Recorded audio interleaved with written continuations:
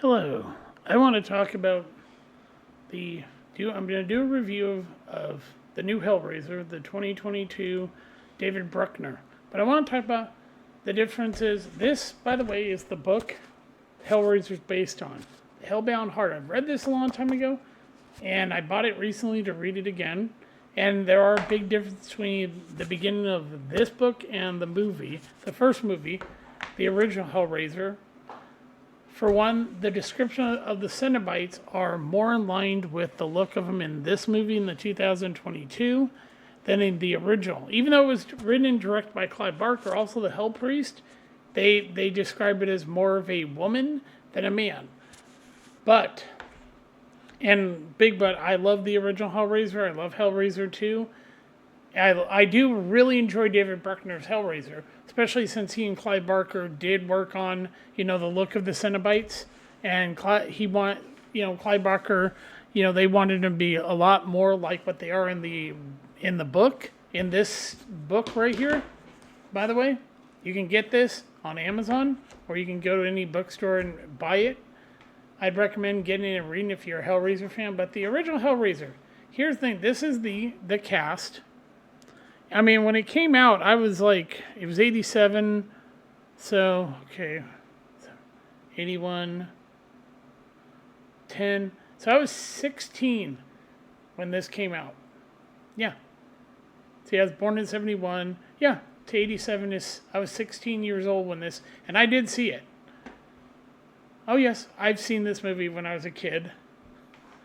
And it was like, yeah, it was such a hell of a movie when it came out.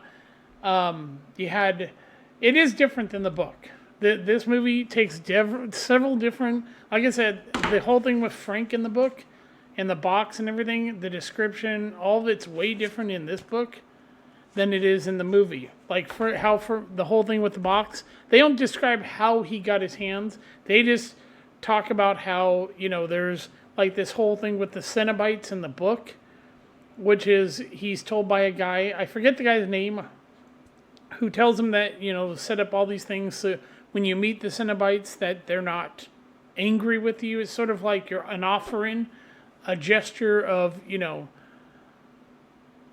and so yeah, he does all these things to set up to welcome the Cenobites, because they are, considered by some gods and everything.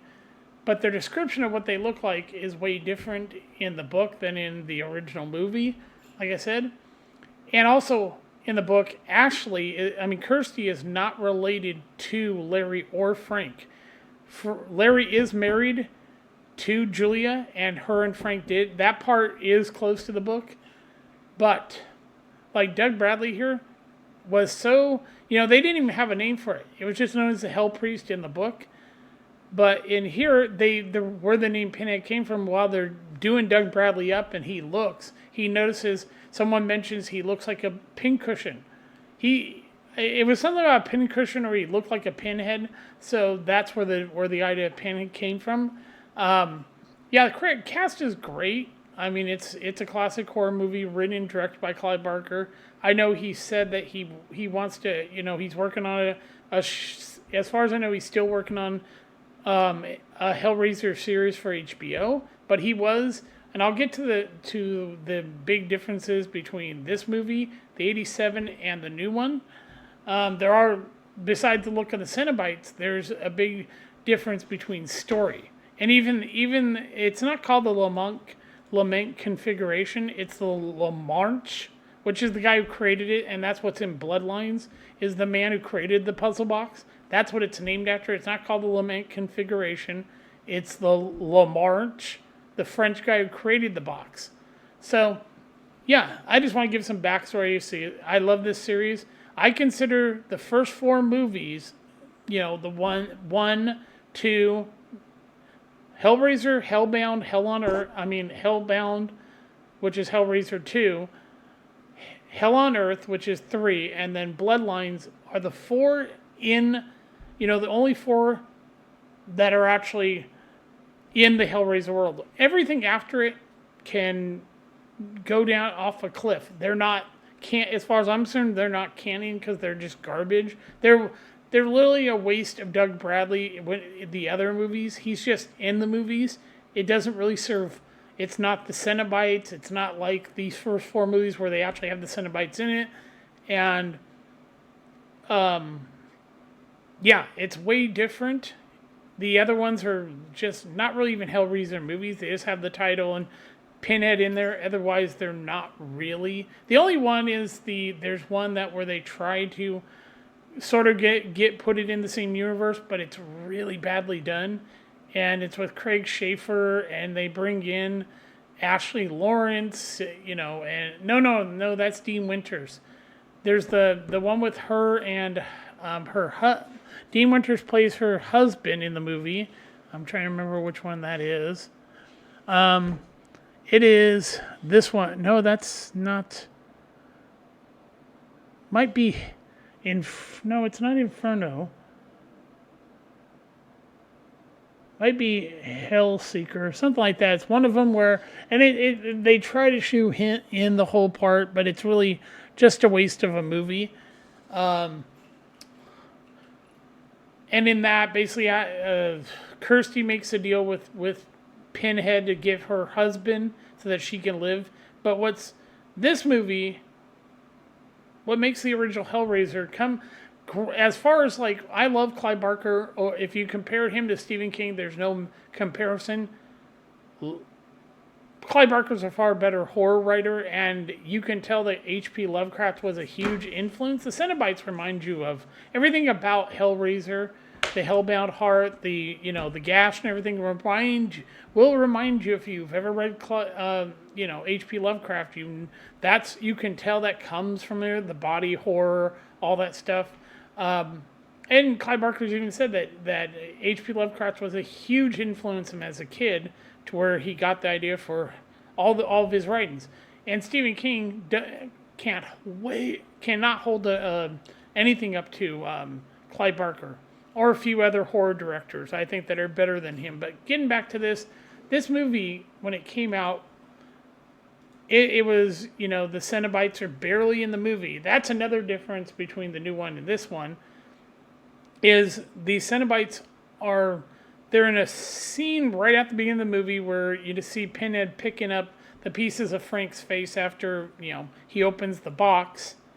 But you don't see the Cenobites till the end of the film. And it's like, this is and they have Pinhead on the cover. You're thinking, oh, he's going to be, and it's kind of a letdown. And it is gory. I'll give you that. It's really gory, especially the part where you get to the deaths, where Julie kills all these, people to give Frank back skin since he escaped hell. And yeah, Frank's rebirth is actually gross. Yeah, they did it in reverse, how they created Frank, bringing him back from hell. They showed what you see is actually, they filmed it the other way and then showed in reverse. So it's like, yeah, you see the and of course, each of the Cenobites, Doug Bradley, I think he happened to be friends with Clive Barker, or they had worked together, because that's one reason he got the roles. He was so good at delivering that he actually scared the hell out of the cast. That's why he got the role as Pinhead, was he was so good at just delivering the lines that they said, yeah, you're Pinhead. Like I said, not originally the title of the character, and then we get this is Grace Kirby played the first. She didn't come back for the sequel. No, they had a different female play the female Cenobite in the sequel, and you can tell there is a difference, the makeup and everything, and the look. The actress who came into the sequel did not look like the original actress. Even, I think they had, as far as Chatterbox definitely looked different than in the first movie. And here's the actor, Simon Barnford played Butterball. He was Butterball, the fat one. And then we have, I'm trying to find, here's Nicholas Vince was Cheddar. And you didn't see any eyes on the original Cheddar. You just had where his mouth was like this, or his teeth, and he just got, that's what he did. And of course they wear leather and everything. But this movie, it is body horror in what, and this is why when you think of Clive Barker, you think H.P. Lovecraft. And Sean here, Chapman, see, Frank and his brother are Americans. And you can see and it's supposed to take place, I think, in America, but I think they filmed it in England, is that Sean tries to, and he actually does a decent job of putting on, I think he was trying to sound, he's supposed to sound American, because that's where the story's supposed to take place in the movie, not in the book, but in the movie in America. And Sean here actually does do not a terrible American accent. You can somewhat hear his British, but he does because, well, for one thing, Andrew Robinson is American. Actually, Lawrence is American, but Claire Higgins is British. And I think, So it's supposed to be in America. It's supposed to be set in America, mostly, we're talking like, you're supposed to get a sense that you're in America while you're watching this, even though I think they filmed it in England, because Clive Barker didn't have the money to go to America to film it, so he filmed it in England, I think in his hometown, somewhere like that.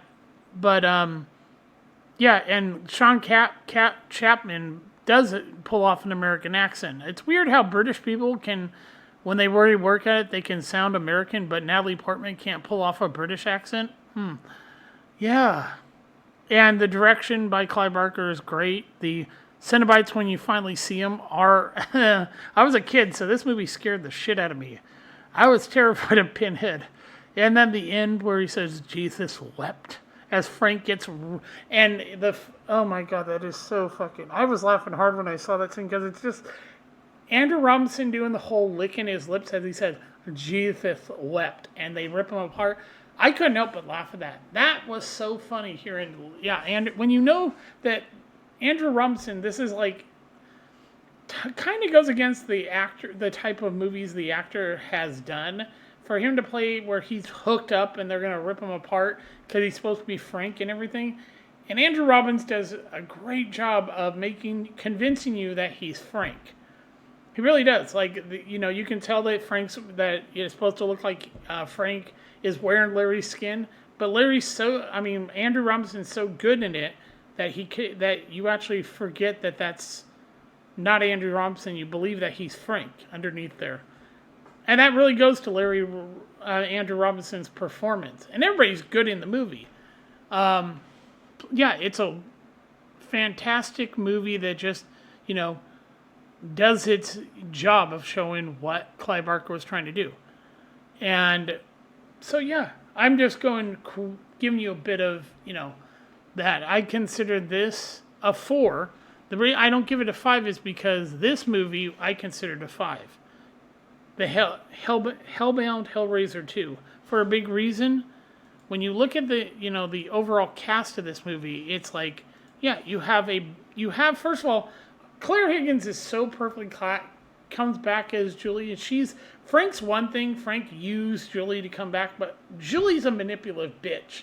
And here she got to not be kind of like the passive person in the story. She actually got to be the complete bitch. And I love the line she says, about her, about the whole her being the bitch. Yeah.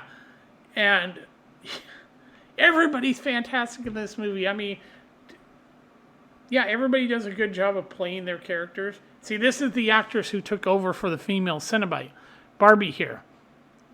And, he came back. Simon did. He did come back as Chatterbox. Frank, of course, came back. Sean Chapman, he had to come back. Oh, and Nicholas Vance is still in, but they changed the makeup. It looked like they gave him eyes for the sequel. Then in the first one, I don't think he had eyes in the first one. He just had... It looked like he had burned skin and no eyes, and I couldn't tell if he had eyes, but in the sequel they definitely changed Chatterer's makeup, the makeup and everything, because it looked way different. You have, and Claire Higgins is amazing in the sequel. She carries this, it's really, what's interesting, you got 2 actresses carrying this movie on their back. You got Ashley Lawrence as Kirsty, just still babbling, crying, kind of, why would her why? I sort of was like, why would she think her father would be reaching out to her? First of all, why would her father be in hell? And then Pinhead goes, yeah, he's in his own personal hell. But here's the thing, he didn't do anything wrong. He was murdered. So, first of all, he wouldn't be going to hell. That's one thing that kind of got me off, is when Pinhead said, your father's in his own personal hell. But I'm going to say this. I just love Kenneth Graham as Dr. Philip Chernard. Because he's just this psycho. I mean, I'll talk about the psycho in this movie, but he's actually makes fucking, even Pinhead blush. Because he's more evil in every way. Because of as a doctor, what he does to his patients and everything. And the fact that he's so obsessed with the box. And, by the way, it should not have been called the Lament configuration. It should have been called the LaMarche configuration. Because that's actually in the book what it's called, the LaMarche. Named after the man who created the box. But, yeah, total psychopath. And when he becomes the Cenobite doctor, it's just like, he's even more evil than even Pinhead. And yeah, you find out who Pinhead once was. I mean, he was Elliot, a soldier in World War I, and you find out his backstory. That's the thing, is why they brought, having Dr. Chernard, who in every way is even more, he's not an innocent person. He knows all about the box, the hell, all of it. That, even Pinhead has a sympathy for Tiffany, the girl who opens the box, because he goes, it's not those hands that summoned us. It's other hands. Until a female Cenobite wants to kill Tiffany, and Tiffany's like, oh, shit. And he's like, no, those hands are not the ones who called us. It is other hands that called us.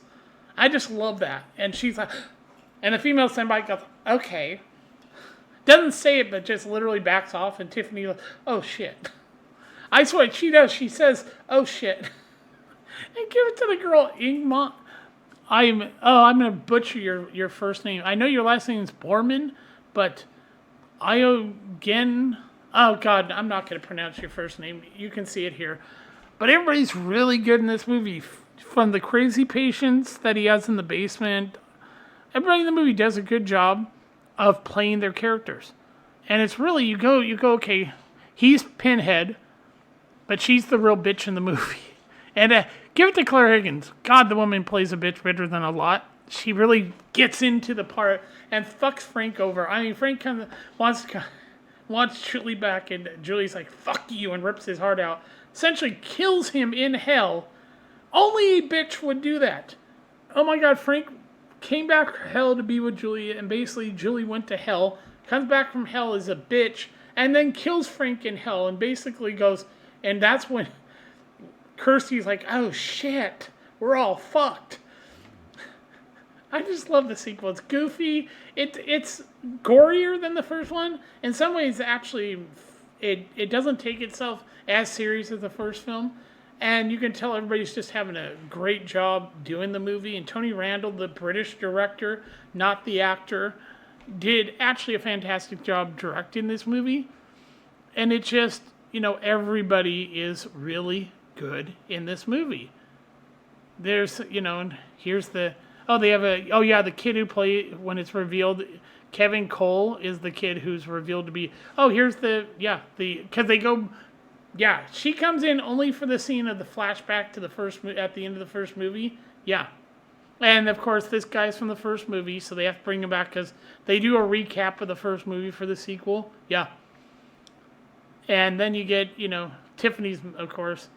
And I just think Hellbound Hellraiser 2 was, in a lot of ways, better than the first movie. I think that, especially when you let Julie be the bitch that she's supposed to be and fucking Frank over, it's just a joy to watch her be as evil and enjoying being an evil character. And it's just, I just love when Tiffany sees the Cenobite, she goes, oh shit. A teenage girl saying that, and I just find it just the part where he goes, "It's not those hands that summoned us, it's other hands." But she opened the box. Yeah, when the female Cenobite goes, yeah, she opened the box, and he has to remind her, it's not those hands that summon us, it's the other hands that, want us. And everybody's really solid in this movie. And I'm going to get to the third one now. Hell on Earth. This movie, I gotta admit, I have a sweet spot for this shitty movie. I do. Because I kind of actually enjoy the fact that Doug Bradley as both Captain Elliot, because he's separated. Captain Elliot, his human side, is separated from Pinhead, and the Doug Bradley just as Pinhead without the Elliot part is so much fun to fucking watch him just go be crazy as shit. I mean, like in the church. Oh my god, it's just hilarious. But yeah, I do actually have somewhat of a soft spot for the fact that, you have this, you have Doug Bradley being able to finally be the Cenobite, be Pinhead the way he should have always been, without the humanity that was keeping him down. And then you have all these new Cenobites and, the creation of them. Some of them are stupid. I gotta admit that. Some are stupid, like the guy that shoots at CDs. Oh my god. But yeah, this guy becomes CD Cenobite, and then there's Dreamer Cenobite. She has a cigarette she puts in her throat. Oh my god. The Barbie, the bartender Cenobite, and then you have him. He had a metal thing sticking out of his head. Yeah, it's hilarious how bad this movie really is, but it's just so much fun to watch. And yeah, and Terry Farrell carries this movie. Doug Bradley, of course, is great in the dual role as Captain Elliot Spencer and Pinhead. And this is a Pinhead that's having more fun being evil and manipulating people than in any of the other movies. And there's more of them this time. And I will say, I actually enjoy this movie. I know a lot of people hate it and think it's shit, but it's actually really good. If you really just sit down and watch it, it's actually a really good movie. And it's not as good as the first, not as good as the second, but it is the third. And I honestly, like I said, I have a guilty pleasure for enjoying the absurdity of this movie. When, basically Pinhead easily manipulates to this guy right here, this guy, and her. Even, and she basically kills her boyfriend, feeds him to Pinhead that frees him, and then oh my god, it's so stupid. The movie's dumb as shit, but at the same time, it's the continuity. It takes place right at the end of 2, where he's in the pillar. Yeah. Because you see at the end of Hellraiser 2 that his face that he's a part of the pillar now. And of course, the homeless guy comes back with all the crickets on him, saying, "What's your pleasure?"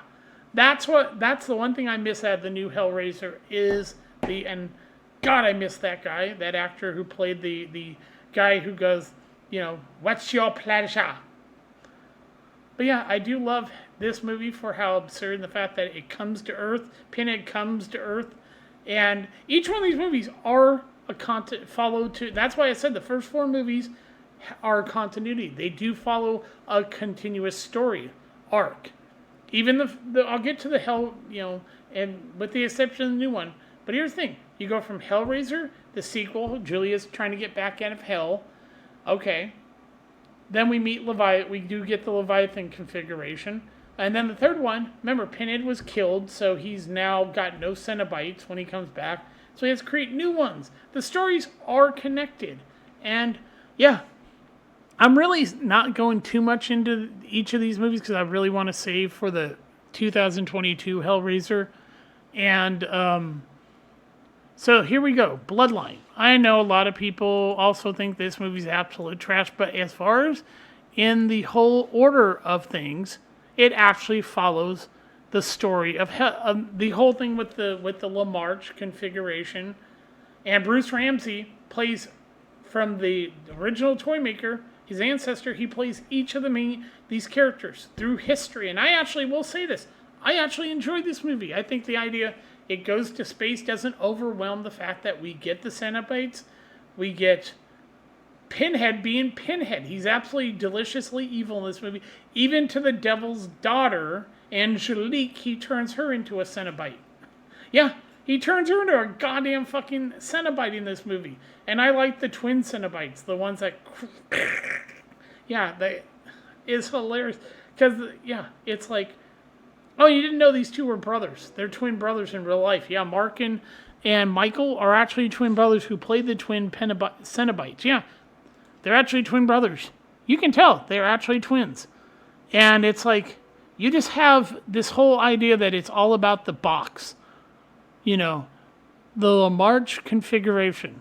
And you have how it all started. This guy was paid to basically make this box, Philip Lamarche's ancestor. And I'll say it, Bruce Ramsey's really good. Everybody's actually, even Adam Scott's good in the movie. And I forgot he's actually in the movie. And when he basically sacrifices her to become to bring the devil's daughter to Earth, it's like she eventually, spoiler, kills him. And then Pinhead shows up and basically she's disappointed her father. That's why he's there, and turns her into, another Cenobite. Oh, and there's hint. This is what I love about the new one is that the gasp. I think that's the female one. The female's not Pinhead or the Hell Priest, but the female one has a sort of look like Angelique with the skin coming down the shoulders and everything. Yeah, but overall, this is history of the box, and it's basically him trying to end his family's terrible legacy with the Cenobites, with hell and everything. That's why he goes to space, so he can trap Pinhead forever. That's why, ironically, none of these other movies should have ever happened, because he was defeated. He was trapped in hell in a way that the Cenobites could never come out. And that's the problem with all the other movies outside, is that they never give you how did he come back from the prison that he and the other Cenobites were trapped in. Because they were. Yeah. Philip Lamarche actually created a prison, and he traps Pinhead and the other Cenobites in it forever. So they can't come back. And so, yeah, you have to answer this question. How would Pinhead come back after that? He wouldn't. So, yeah. Now, I want to get to my main review. I want to do a brief recap. I'm not talking about the other shitty fucking ones, because, by the way, they have really nothing to do with this. This one wasn't terrible, but still, it wasn't horrible. This one is, whoopsie. I was trying to do the Judgment's it just doesn't fit with the rest of the and this one's god awful. All the rest are god awful except for up to 4. Now this is the new one, the 2022, written by Clive. Clive Barker was involved in the design of the Cenobites. David Bruckner came up with, and ironically, the really, really weird thing is who wrote this script, who wrote it. The cinematography thing should just be director of photography is really what it is, because you're basically a cinematographer is both the gaff and the director of photography. And then here are the writers. The story by Clive Barker and David Escoria. And Clive and David Buckner worked on the look of the Cenobites. And I'm going to say this. Everybody's really good. This movie is probably one of the best of all the Hellraiser movies. It holds up to the original 4. And everybody's really good in this. Odessa here, Carrie as Riley. This movie's about addiction. And you have Goran Visinjic.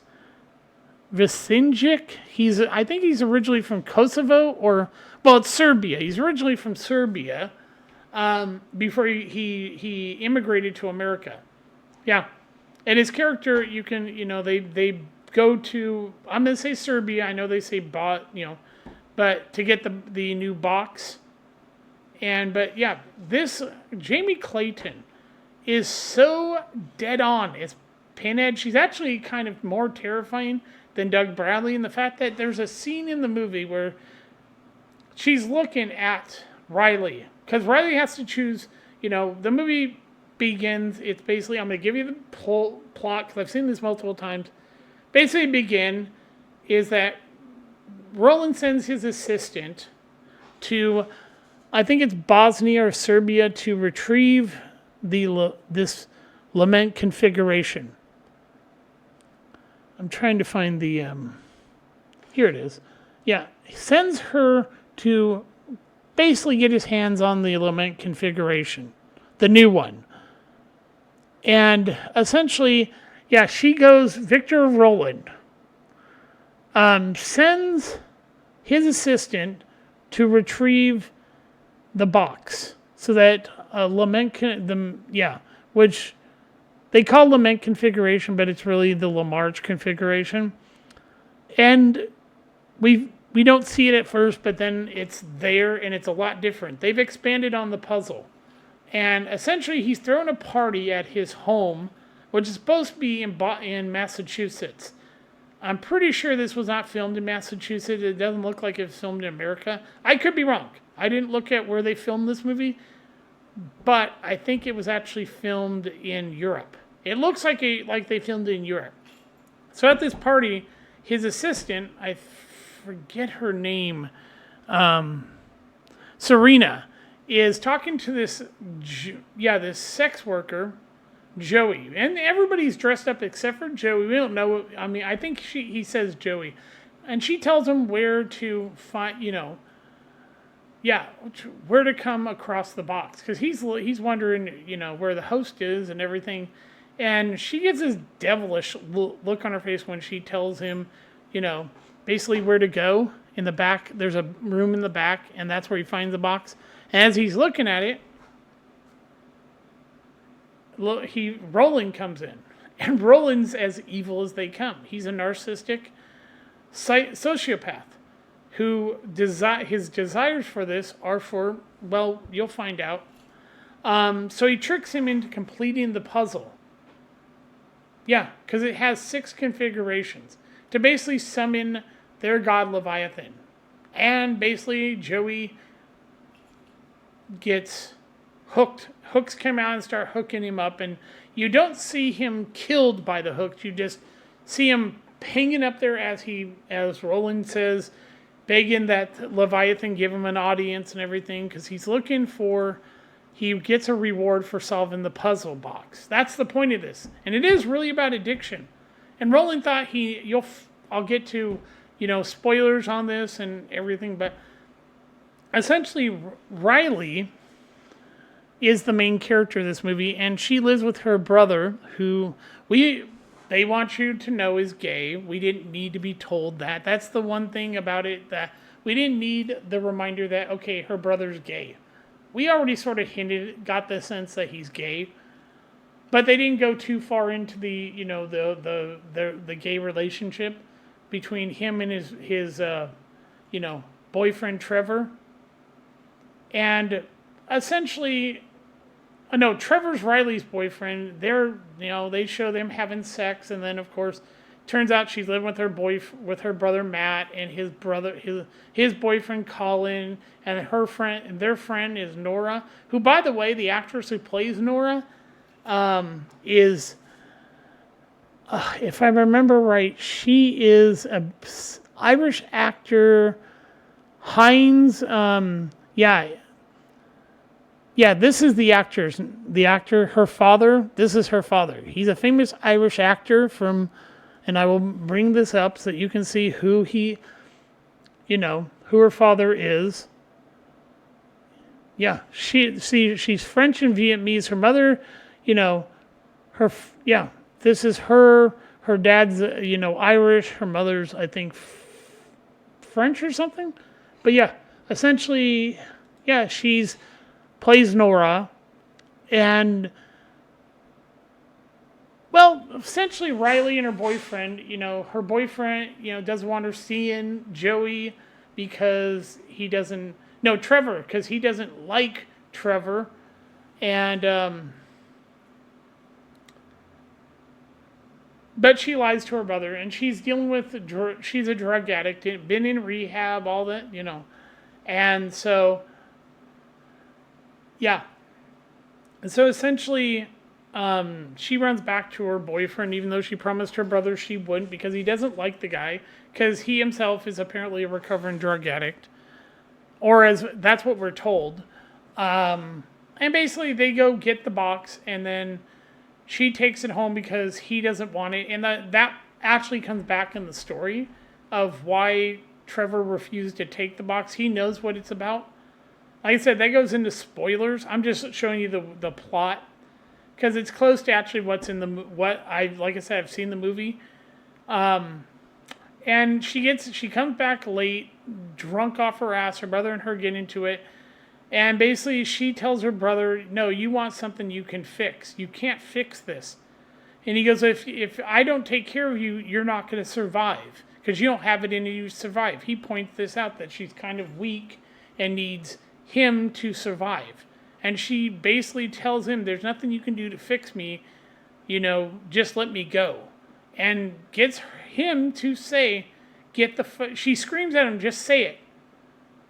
And he tells her to get out, but then she says, say it, just say it. Get the fuck out of my house. So he finally says, get the fuck, so she does. And then you find out she regrets doing it. His boyfriend tells, oh, come back. And he's like, no, she needs to get deal with her problems on her own. Her brother can't save her. And this is true. This is what the problem with addicts. People want to think they can save drug addicts by giving them a home. No, you have to let them want to clean up. Or put them in a place where they don't have the drugs.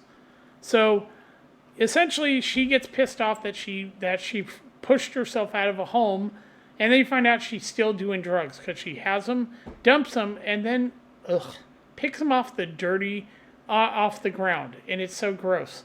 It's like, ooh, and then puts them in her mouth. Oh my God, these things have been on you just dropped them on the ground, left them there, so they've been on the ground more than 5 seconds, people, and then picks up 3 of them, puts them in her mouth, grabs the box. And then goes to the playground. And is on the merry-go-round or whatever they call that, the small one. All of a sudden you can tell that that's supposed to be Pinhead or the Hell Priest.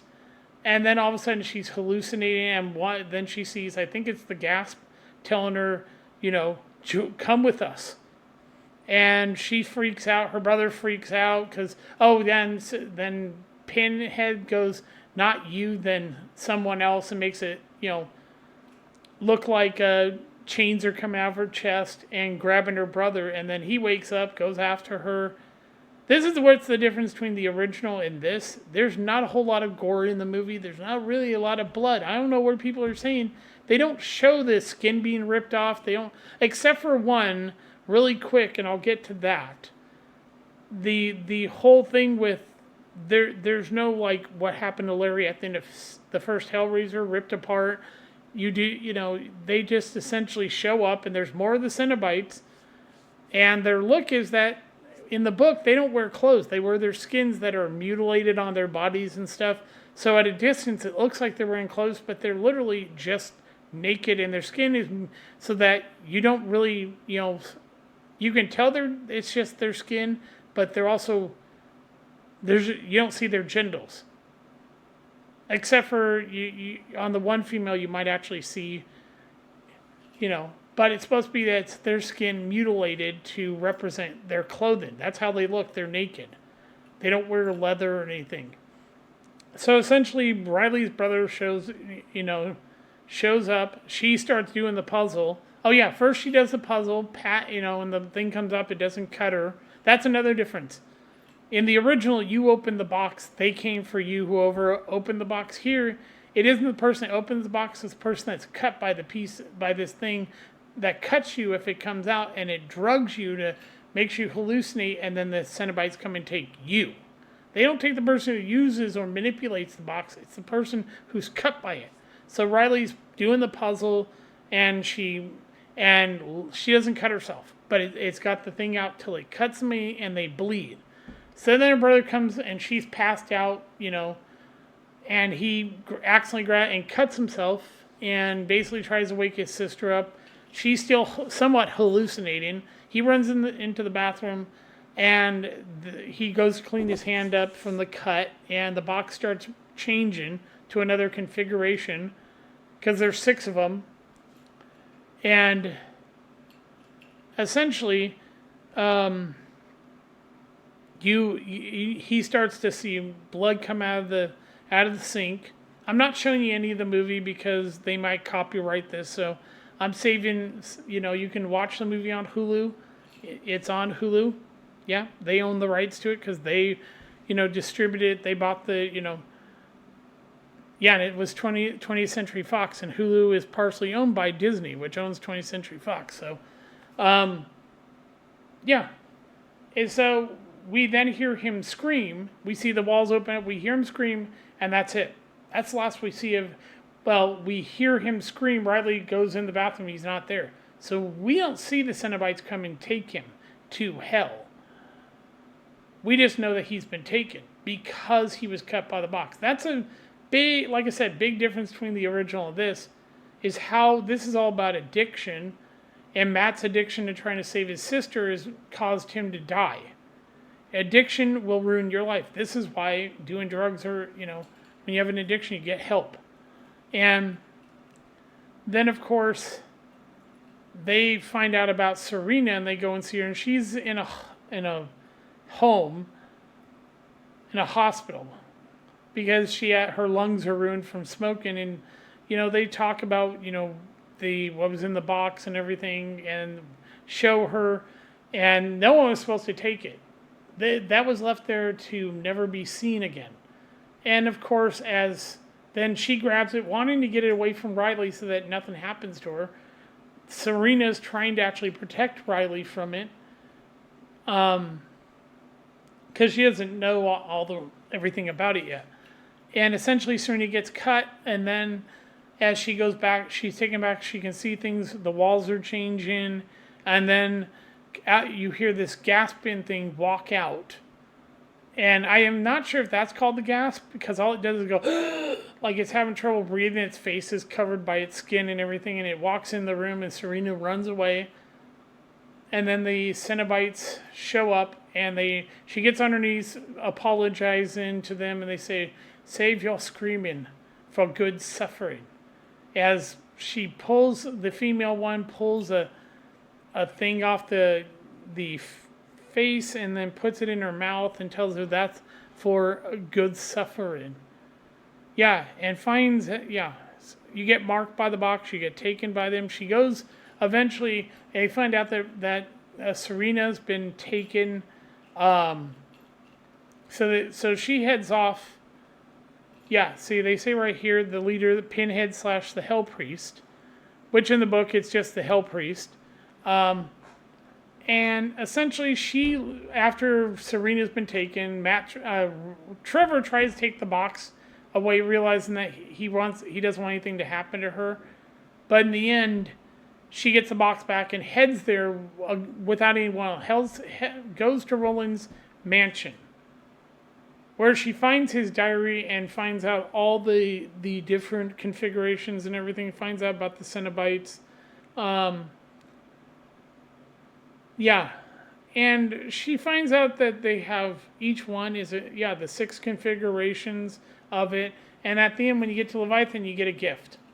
Well, they're not, you realize they're not really gifts. There are 6 things. The final one, Leviathan, is all about power. The first one is life, which is the Lamont, is simply, do you want to live? If you want nothing from them, just say to live. Then you can bring somebody back supposedly bring somebody back. You can get sensation.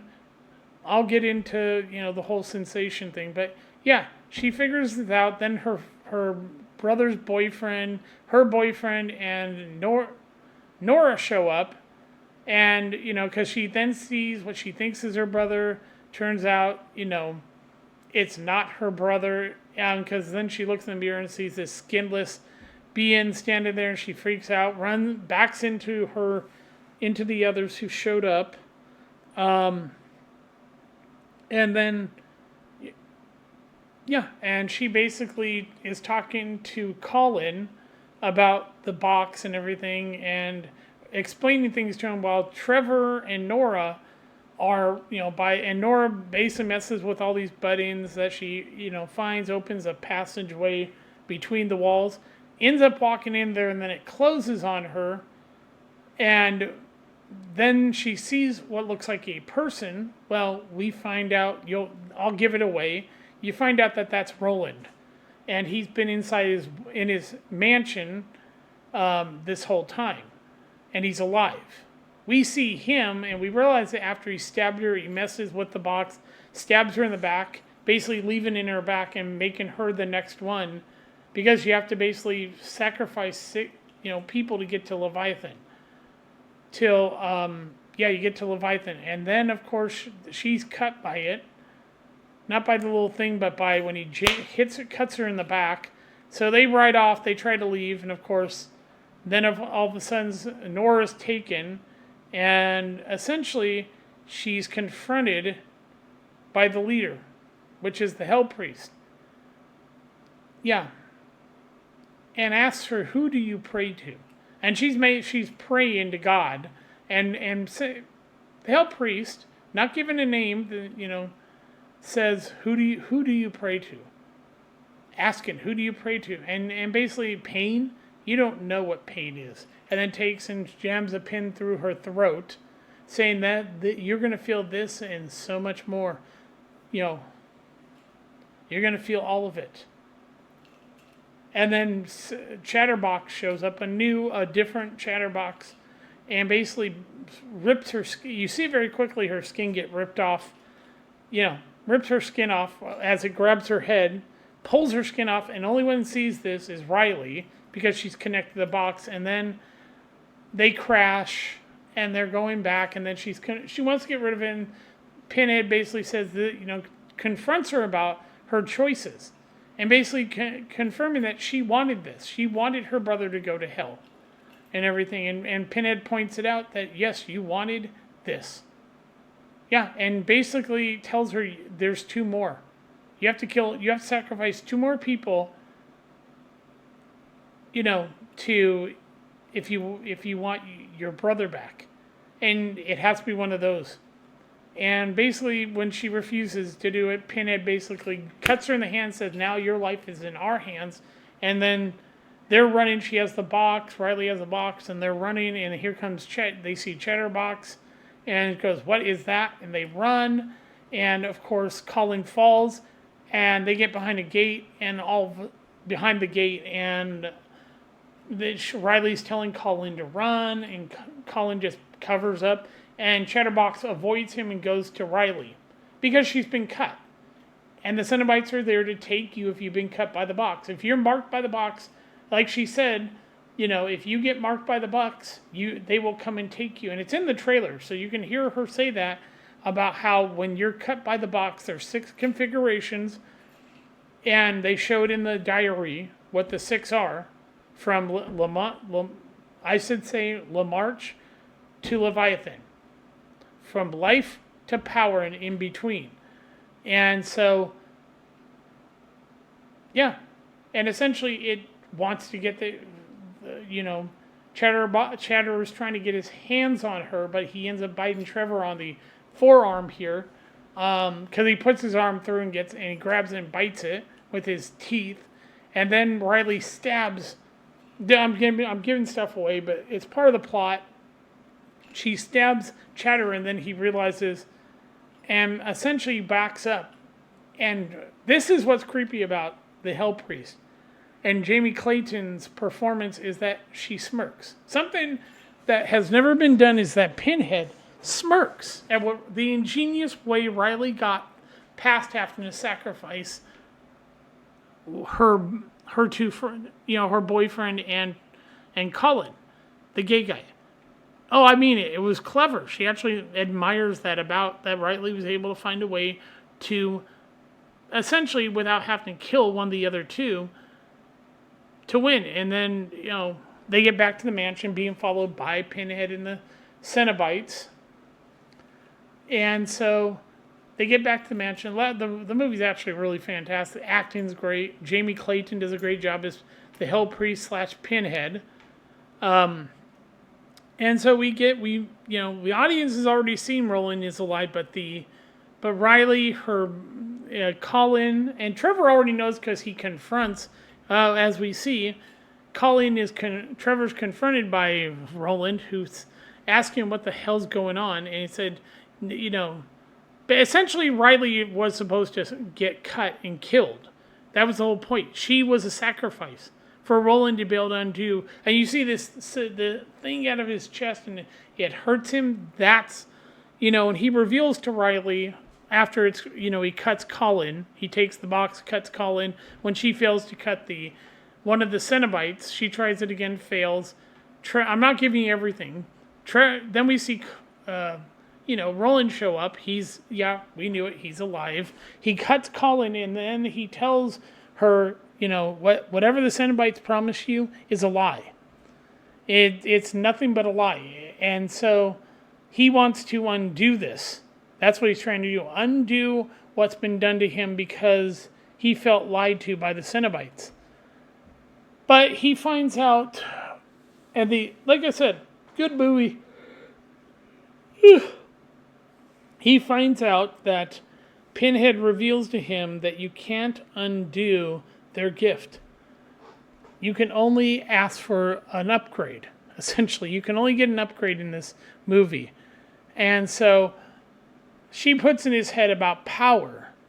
He finishes, the box gets finished and everything, And so it turns in Leviathan. He basically, he said his house wasn't built as like for safety. It was a prison to trap the Cenobites, so they can't stop him. So basically he undoes, he just wants to die. He literally tells her, just undo this and kill me. She goes, we can't kill you. We can't undo your gift that was given to you. Yeah. Basically, essentially what he asked for, he can't, but they can upgrade it. So she puts in his head about the idea of power. Yeah, she offers him power, and he stupidly accepts. And, the thing falls out of his chest, and it heals and everything, and he's enjoying himself. And, of course, Riley basically undoes and Pinhead, just remember that whole thing with the, wishes. And then she goes down because she finds out Colin lied to her. Yep. Roland reveals that Colin's been working for him. And essentially, he was supposed to sacrifice her. So everything him claiming he loved her was a lie. And basically, Trevor's willing to let Colin die. And basically, Riley gets down there, sees Colin's about to be killed, and goes, fuck no, and stabs Colin through the chest. Basically, she cut him, so now he gets taken by them. And she offers herself up. She offers a trade to save Colin, who did nothing wrong to be but Trevor did, and then she stabs Trevor, sacrificing him and saving Colin. And then the end of the movie, essentially, she's offered a choice. There's 6 choices. And essentially, she makes I'm not going to give away what her choice was, and then essentially she leaves, and Colin tells her it was the right. Then we see what happened to Trevor. You'll have to watch to see. I'm not going to give that part away. And essentially, it looks like they're setting up for a sequel. But here's the thing. David Bruckner did an amazing job directing this. It is really good. It's probably my 3rd favorite Hellraiser movie. And it really is not like the other movies. This one's all about the idea of addiction. And, yeah. And David Bruckner, if you don't know who this guy is, this is him. He's actually a really good, he did the best segment in VH1. Yep, the first one.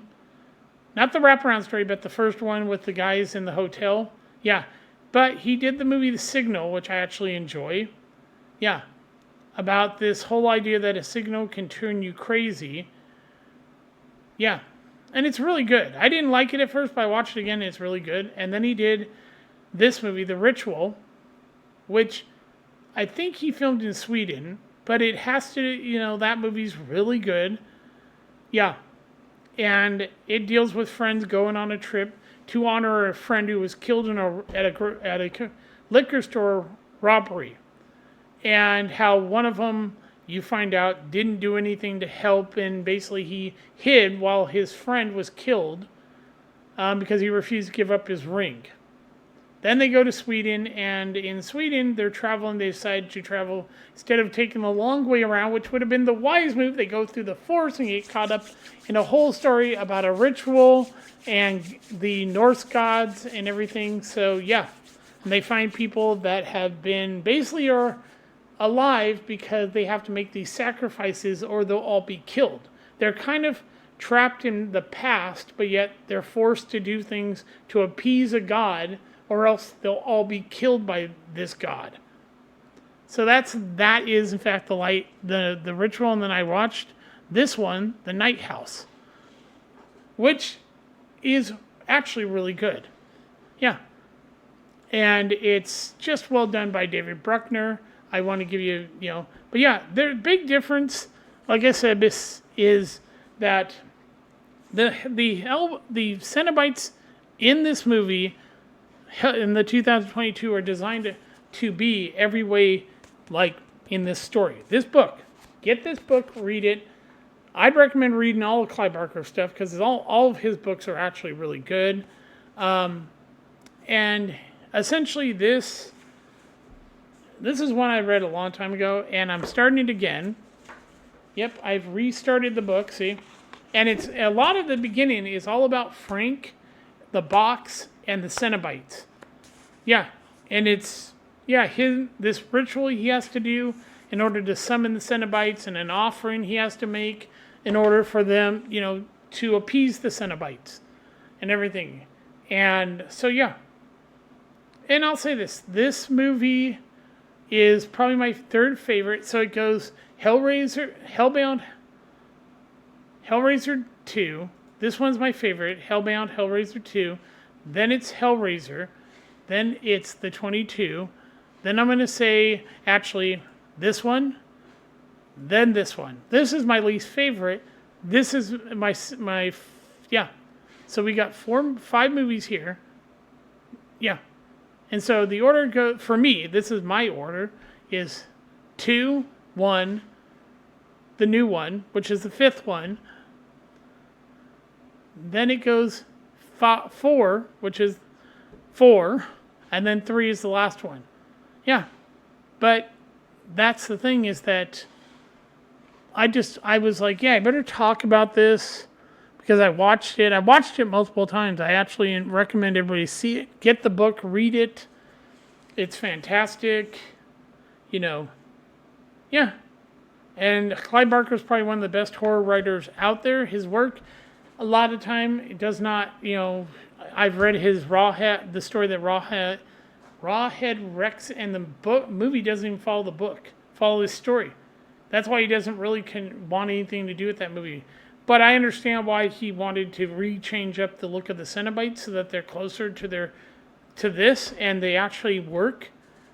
And so, yeah, I just wanted to do this review on pretty much all the Hellraiser movies, but mainly I wanted to do about the new one, without giving too much away, and without giving the actual ending away of what was her choice.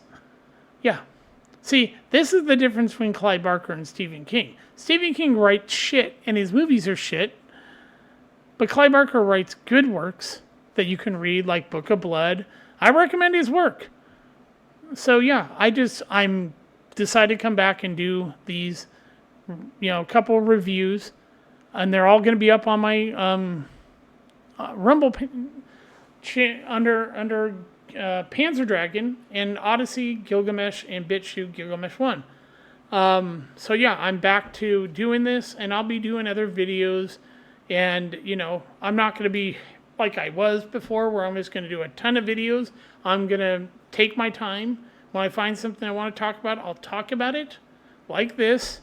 And so yeah. So you can leave comments. I don't know if you can do that on Rumble or Odyssey. I know you could do it on YouTube, And so, yeah. And that is all I have to say about this. I know this video is a bit long. Hope you enjoy it. And if you do, you know what to do. I'm not going to tell you to, subscribe to my channels. If you want to, go ahead. That's how I look at things. Is if you want to, go ahead. I'm not forcing you to do it. I don't feel compelled. I'm not making these videos because I'm hoping to become a big thing. I want you to watch my stuff if you enjoy it. That's it. I do this because I want to, not because I have to or I'm trying to make a job out of this. I do it because I want to and I enjoy doing it. So have a great night. I will talk to you later. Bye.